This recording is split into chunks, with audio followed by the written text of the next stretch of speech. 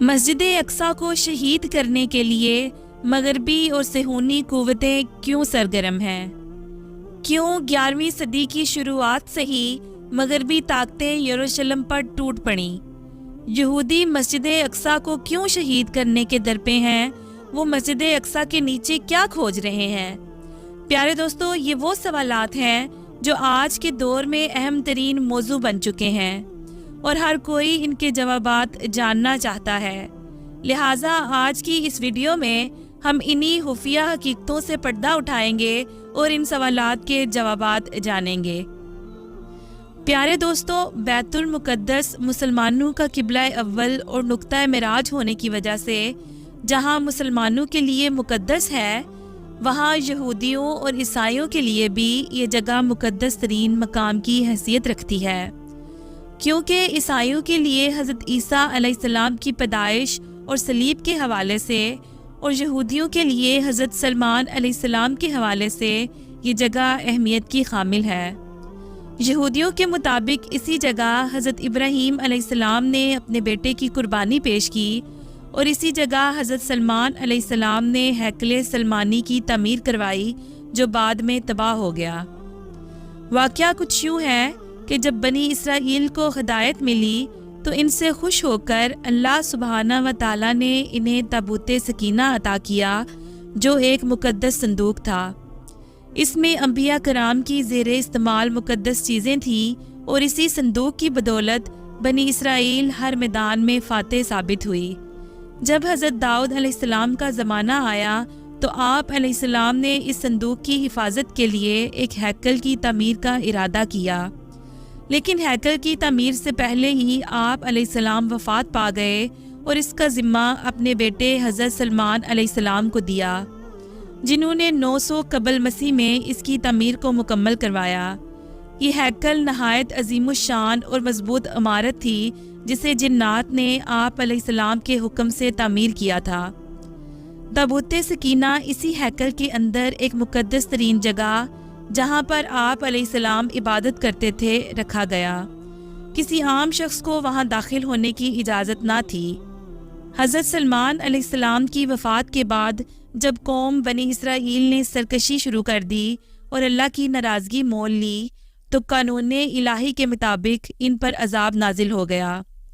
لہٰذا 500 قبل مسیح میں بخت نصر نے یروشلم پر حملہ کر دیا اور ہیکل سلمانی کی اینٹ سے اینٹ بجا دی، اس کو تباہ و برباد کر ڈالا، پورے شہر میں خون کی ندیاں بہا دیں، یہودیوں کو لاکھوں کی تعداد میں قتل کیا۔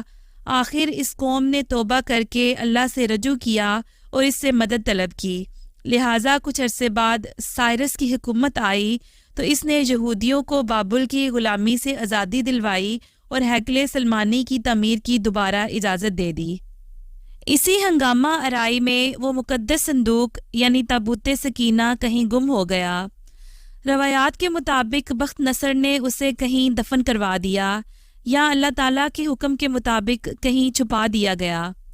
خیر، ہیکل سلمانی کی تعمیر دوبارہ مکمل ہوئی تو یہودی یروشلم میں دوبارہ آباد ہو گئے، مگر بنی اسرائیل چونکہ سرکش قوم تھی دوبارہ نافرمانی پر اتر آئی، اور جب حضرت عیسیٰ علیہ السلام نے انہیں دعوت حق دی تو انہوں نے حضرت عیسیٰ علیہ السلام کو صلیب دینے کی کوشش کی۔ نتیجہ یہ ہوا کہ تاریخ ایک بار پھر سے دہرائی گئی اور اللہ تعالیٰ کے قانون کے مطابق دوبارہ ایک ظالم بادشاہ ان پر قہر بن کر نازل ہوا، جسے تاریخ ٹائٹس رومی کے نام سے جانتی ہے۔ یہ بخت نصر سے بھی زیادہ ظالم جرنیل تھا۔ اس نے یہودیوں کا کیڑے مکوڑوں کی طرح یروشلم سے صفایا کیا اور جو یہودی باقی بچے وہ یروشلم چھوڑنے پر مجبور ہو گئے۔ پھر آفتاب اسلام چمکا اور رسول اللہ صلی اللہ علیہ وسلم کی برکت سے اسلام یروشلم کی سرزمین تک پہنچا تو حضرت عمر فاروق رضی اللہ تعالیٰ عنہ نے اپنے دور خلافت میں اسی جگہ پر مسجد اقصی کی تعمیر کروائی۔ ہزاروں سالوں تک یہ شہر مسلمانوں کے اختیار میں رہا اور تمام مذاہب کے لوگوں کے لیے یروشلم کا دروازہ کھلا رہا۔ پھر 19ویں صدی کے وسط میں دوسری عالمی جنگ ہوئی اور برطانیہ اور امریکہ کی سازش سے یروشلم شہر میں دوبارہ یہودیوں کو آباد کیا گیا اور عربوں کو ایک نہ ختم ہونے والی خانہ جنگی میں دھکیل دیا گیا۔ آج یہودی اس مقدس مقام یعنی مسجد اقصی کو شہید کر کے یہاں دوبارہ اپنے ہیکل کی تعمیر کرنا چاہتے ہیں اور اپنے اس تابوت سکینہ کو کھوج نکالنے کی کوشش کر رہے ہیں۔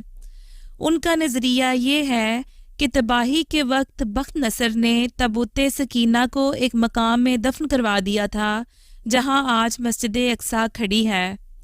1967 عیسوی کی جنگ کے بعد صہیونی حکومت نے مسجد اقصی کے گرد سرنگیں کھودنا شروع کر دی جس سے قبلہ اول کو اب تک خاطر خواہ نقصان پہنچا ہے۔ رپورٹ کے مطابق آثار قدیمہ کی کھدائی کی آڑ میں تابوت سکینہ کو ڈھونڈنے کے لیے اسرائیل نے مسجد اقصی کے گرد بے شمار سرنگیں کھودی ہیں جو مسجد اقصی کے اندرونی حصے تک پہنچ چکی ہیں۔